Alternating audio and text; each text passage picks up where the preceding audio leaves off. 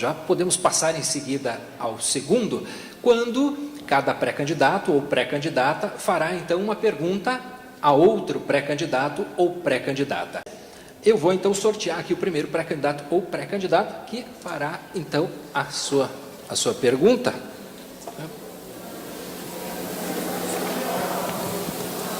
Pré-candidato Ademar Pereira, o senhor tem 1 minuto para perguntar a outro pré-candidato ou pré-candidata a sua escolha. Eu posso escolher um? O senhor escolhe. Então vou perguntar para o Tadeu. Aproveitar que está à minha direita, né? Na verdade, deveria estar à esquerda. Tadeu, posso chamá-lo assim, deputado? Eu falei há pouco da burocracia, da dificuldade que se tem para empreender em Curitiba. Caso eleito, como fará para resolver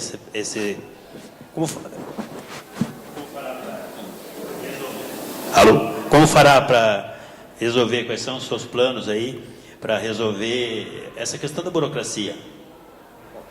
Primeiro, eu acho que a gente precisa pensar que a cidade não tem uma burocracia por ter sozinha. Ela vai sendo construída porque interessa a alguém. A burocracia não é algo, como se falou, que leva 6 meses, 1 ano para conseguir abrir uma loja. Não é o que acontece para todos. E aí eu me recordo que quando Porto Alegre começou a discutir as grandes obras, ela exigia, além do estudo de impacto de vizinhança, que também tivesse outros estudos que eram feitos. Eu acho que hoje em Curitiba, para que a gente pudesse resolver esse processo da burocracia, esse processo não só em Curitiba, mas Curitiba, Estado do Paraná, primeiro informatizar todo o sistema, que nem sempre é feito.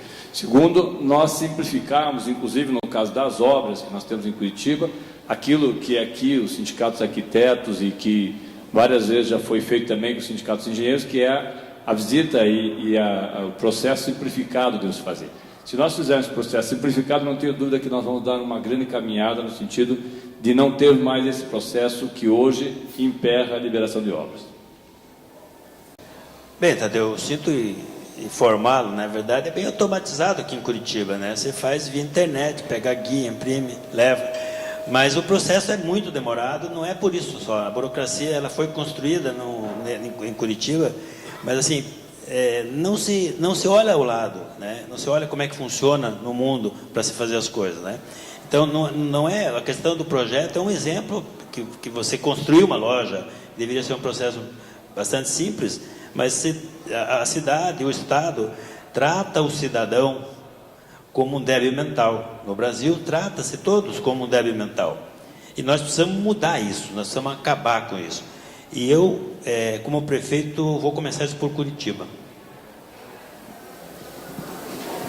Posso fazer a pergunta? 1 minuto para a sua pergunta, Okay. pré-candidato. Eu vou fazer para o Pisato. Pisato, nós sabemos que você tem experiência, já teve experiência, esteve em secretarias. Eu gostaria de saber a sua opinião a respeito desse, justamente o que falei, do estudo de impacto de vizinhança e também aquilo que eu havia falado que foi feito em Porto Alegre, do estudo que é feito de viabilidade urbanística. Estudo de viabilidade urbanística.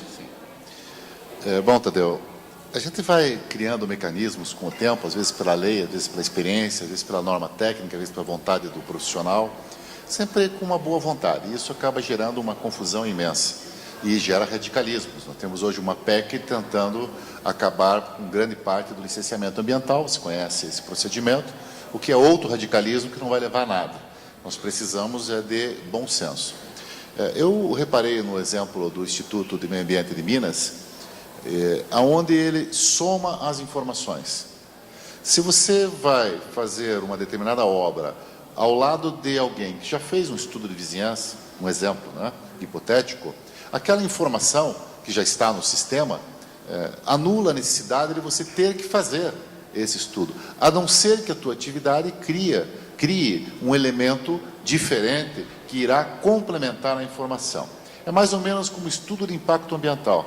Você vai construir uma obra num determinado ponto e tem que fazer um levantamento da fauna. E depois você vai fazer uma outra obra a 50 metros daquele ponto, vai ter que fazer todo o estudo da fauna novamente. É desnecessário, é só olhar se existe uma fauna específica localizada ali. Então, o estudo de vizinhança, ele tem que ser simplificado no sentido da racionalização das informações. Quanto à questão do Estatuto e as inovações que ele tem trazido, tanto do Estatuto das Cidades, que passou o poder da questão ambiental para o município e não foi aplicado isso, né? O município, com exceção de Curitiba e alguns outros no estado do Paraná, são poucos que atuam na área de meio ambiente. Nós temos que observar que essa orientação, também nas metrópoles se vê isso, e agora na Lei Complementar 140, que divide os poderes do Estado, União e municípios, é uma tendência de dar o poder à comunidade local, dar o poder para aqueles que estão vivendo o problema, dar o poder para a solução local, ser depois peneirada com uma visão supletiva da União e dos Estados. Isso facilitaria muito, tanto o processo de estudos como do vizinhança, que você assim colocou, como outros estudos necessários ao planejamento, que bons arquitetos, bons urbanistas e outros profissionais da área voltados à questão principalmente ambiental, de convivência e outras, podem trazer para o nosso bom desenvolvimento da cidade. Então, me parece que os elementos facilitadores já são conhecidos, né? Basta que a gente entenda que tudo que foi feito para o bem tem que ser agora depurado para um sistema muito mais simples e eficiente. Eu perguntei isso, Pisato, porque nós temos em Curitiba uma grande obra que está sendo realizada, e os senhores e as senhoras aqui todos conhecem, ou pelo menos se pretende realizar, que é o Jockey Club, o Shopping Jockey Club. Infelizmente, quando eu perguntei justamente sobre qual era a sua opinião a respeito, né, do estudo de viabilidade urbanística, é porque o Jockey Club vai ser feito, o shopping, nós não somos contra a construção do shopping, mas sem nenhum estudo de impacto naquela região. Ao contrário, ao invés de você beneficiar a região, você prioriza o prédio em si e aquilo que está dentro do prédio. Diferentemente disso, quando Porto Alegre começou a fazer isso, o estudo de impacto que se faz de viabilidade urbanística, por exemplo, reserva um número de vagas para o comércio local dentro desse grande empreendimento, melhora o entorno do empreendimento, e nós em Curitiba precisamos retomar isso, porque se nós não fizermos, tudo que nós discutimos aqui será vão, porque a gente faz uma grande obra e o entorno que depois se vire para resolver. Eu gostaria de perguntar à nossa candidata Vitória, se for possível. A questão da habitação, do lar, é algo que afeta a todos nós. Você pode alugar um ambiente para morar, conviver, mas nada como ter a tua terra. Como que você vai enfrentar a falta de recursos para implementar programas habitacionais dignos na cidade de Curitiba? Pré-candidato Pisato. É muito importante ter um bom relacionamento com o governo federal para garantir que recursos venham de investimento para essas questões. Eu gostaria de falar um pouquinho aqui sobre a Lei 11.888 de 2008, que é a Lei de Assistência Técnica, um assunto muito importante e interessante que depende muito do trabalho dos arquitetos e dos engenheiros, né, podem fazer o registro na prefeitura, junto com as famílias de baixa renda, e prestar um serviço, uma via de mão dupla, já que os arquitetos hoje atendem 8% da população, podem exercer com mais amplitude a sua profissão e beneficiando assim as famílias que mais precisam. E o que é mais importante, né, garantir que recursos federais não sejam destinados a empreendimentos que visem somente o seu lucro, mas sim a qualidade e a sustentabilidade, não só no meio ambiente, mas em todas as questões.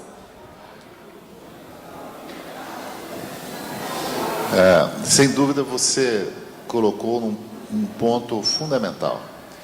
Eu creio que o político não tem o direito de usar o mandato que recebe do povo para prejudicar esse próprio povo.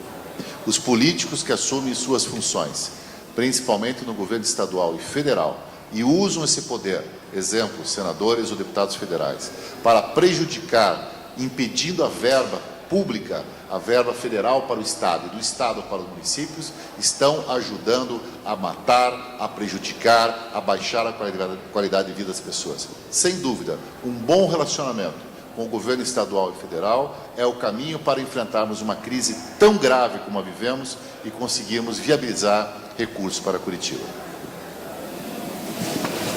Pré-candidata, 1 minuto para a sua pergunta, e ela pode ser dirigida ao pré-candidato Ademar Pereira, ao pré-candidato Stefânio Júnior ou à pré-candidata Xênia Mello.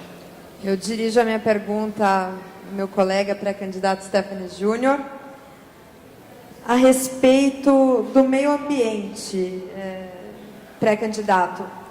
De que maneira o município pode reduzir a emissão de gases poluentes em relação ao carbono zero, às energias renováveis? O que o senhor faria como prefeito da cidade? Bom, obrigado pela pergunta, Maria Vitória. Essa área de meio ambiente é uma das áreas que mais preocupam a todos nós. Nós temos hoje, como eu falei, o título de capital ecológica, mas na realidade nós não somos. A maneira de você mexer com a emissão de gás carbônico é mexer no transporte, tirando carros das ruas, fazendo com que as pessoas utilizem o transporte coletivo, é você aumentando a quantidade de parques na cidade de Curitiba. Uma das coisas que eu também faria, eu acho que aqui temos muitos arquitetos presentes, é mexer na fiação aérea de Curitiba.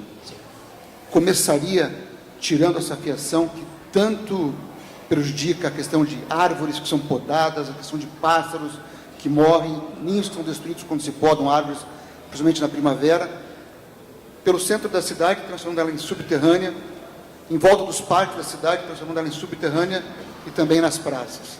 Eu acho que isso mudaria muito essa questão do meio ambiente de Curitiba, mudaria muito a questão das árvores e dos pássaros, e essa questão do lixo.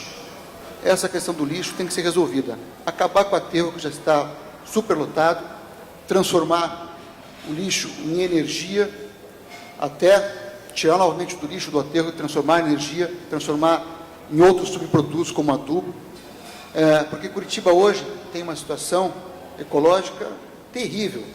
Os rios já foi falado aqui pelo Luciano Pisato e por outros, nós também temos que resgatá-los. A Europa acabou com o Tâmisa, o Rio Reno, o Rio Sena, que estavam poluídos, não só por coliformes fecais, mas também pelas indústrias, e hoje são rios que você pode até pescar. Curitiba é uma situação muito mais fácil de ser resolvida, e eu como prefeito faria isso, resolveria essa situação.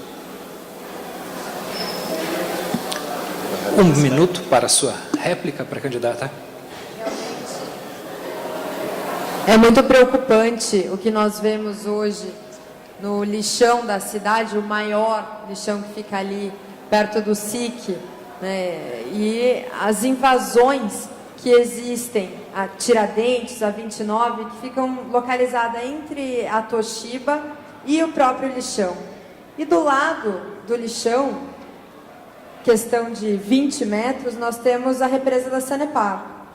Então, não preciso dizer mais nada a respeito disso, vocês podem imaginar a preocupação que nós temos em relação a essa questão e a necessidade de utilizarmos, né, o lixo para gerar energia e também utilizar energias renováveis para ajudar na sustentabilidade da cidade.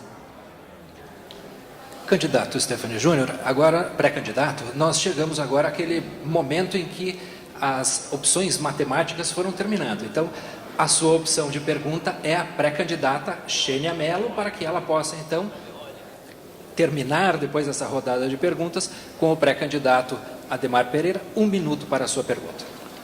Bom, Xênia, eu gostaria de te perguntar a respeito da situação financeira de Curitiba.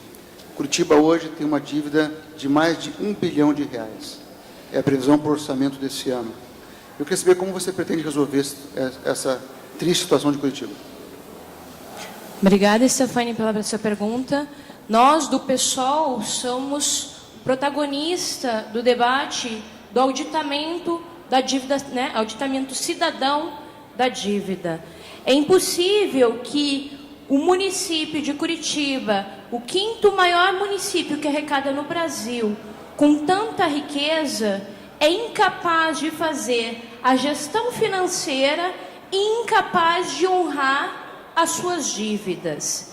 Muitas dessas dívidas são feitas de forma ilegal e fraudulenta. Pensando, por exemplo, que o ICI hoje tem sido investigado pelo Ministério Público em razão de seus contratos que apontam irregularidades. O Tribunal de Contas já apresentou, e a CPI na Câmara já apresentou, as irregularidades dos contratos que a gente tem com a URBS.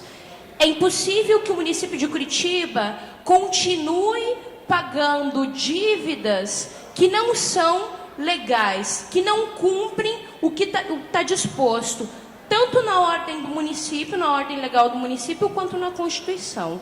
A partir disso fazer uma auditoria cidadã, pensar quais os contratos que respeitam a legislação vigente em Curitiba e fazer um planejamento acerca das dívidas do município.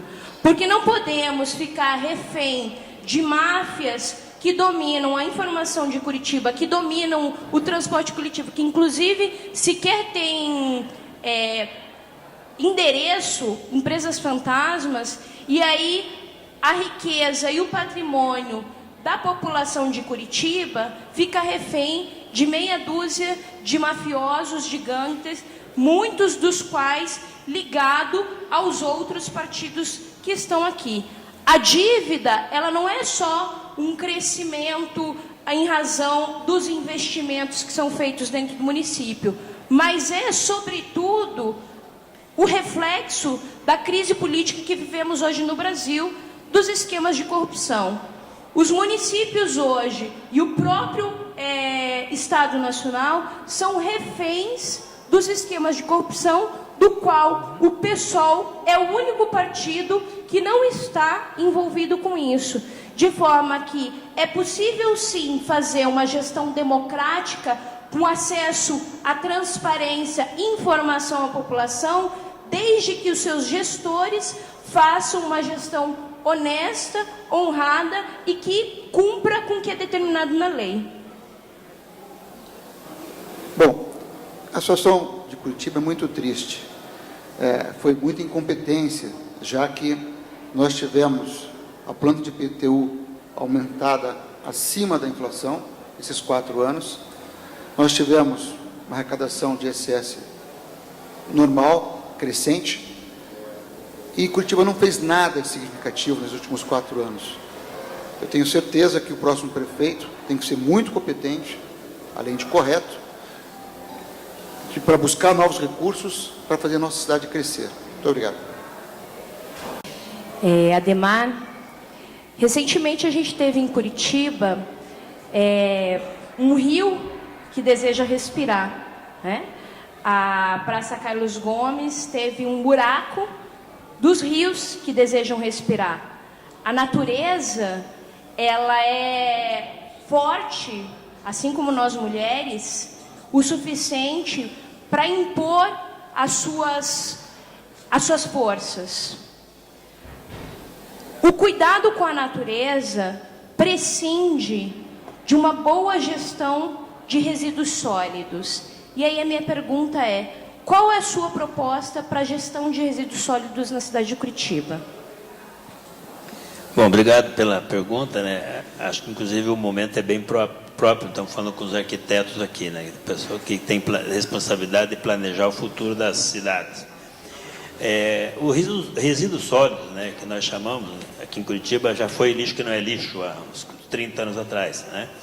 E há mais de 10 anos se discute como é que vai fazer uma planta isso, uma planta aquilo, né? E no mundo isso já está resolvido, né? Com orçamento, nós temos hoje o lixo, o prefeito atual ganhou a eleição dizendo que o lixo tinha que parar de viajar e passou a viajar um pouco mais, né? Curitiba, com todo o projeto de lixo que não é lixo, separa 20% do lixo, do resíduo sólido. O restante é jogado no aterro sanitário, né? O que tem de separação de lixo hoje é feito nas periferias da cidade, com trabalho semi-escravo ou escravo, pessoas trabalhando em condições subhumanas por uns trocados. Os catadores, o nome mais bonito que eles deram para eles, os carrinheiros, né? Eles, mais de 90% são dependentes químicos, né? Ou seja, a cidade vive algum monte de pessoas humildes vivem dos resíduos sólidos, né? Isso está resolvido, tem que ser feito investimento, plantas de sustentáveis para separar esses lixos, equipamentos, e não é caro, né? Parceria público-privada faz isso, 4 ou 5 plantas na cidade, atende a região metropolitana, gera energia, adubo, recursos para a cidade, sem poluir, sem nada. A questão dos rios que você falou, eu acho que é um pouco mais complexa. Nós temos um contrato de longo prazo com a empresa estatal que tem a responsabilidade de tratar o esgoto. E ela faz propaganda, gasta um bom dinheiro falando isso, dizendo que ela é a empresa que é mais eficiente no tratamento de lixo, de esgoto do Brasil. E de novo, quando se compara coisas ruins, né, qualquer coisa mais ou menos fica muito bom, né? Mas é ruim demais o serviço, né? E a cidade não faz nada, a gestão municipal tem um contrato, não fiscaliza, faz de conta que faz, e fica por isso mesmo. Então não é o rio que está pedindo para respirar. Todas as águas de Curitiba, elas só vão, nascem, o rio Iguaçu e uma boa parte dos afluentes nascem aqui. E ele só vai limpar a água, virar potável, virar assim, a uns 300 quilômetros daqui. A natureza precisa fazer um trabalho enorme, pela incompetência, pela ineficiência dos gestores públicos da cidade de Curitiba nos últimos 100 anos, né? O que foi feito pela cidade em relação ao tratamento de esgoto é um crime, devia ser preso. Infelizmente, aqui em Curitiba, as instituições que fazem os estudos de impacto ambiental são financiadas pelas próprias empresas que têm interesse em angariar lucro em cima da gestão de resíduos sólidos e em cima também dentro da questão do esgoto. São empresas, algumas locais, outras monopólios internacionais na América Latina, acerca do lucro que se tem com relação à gestão do resíduo sólido. A gente precisa olhar para o nosso lixo como um patrimônio da cidade, como uma fonte de riqueza, cujo lucro deve ser destinado à população de Curitiba e a não a meia dúzia de grupos, e especialmente um tratamento humanizado e respeitoso às catadoras, que são na sua grande maioria mulheres, e catadores de material reciclável, que hoje em Curitiba eles sequer recebem pelo lixo que eles fazem a coleta dentro da cidade. Desta maneira, então, encerramos essa segunda parte do nosso debate de hoje.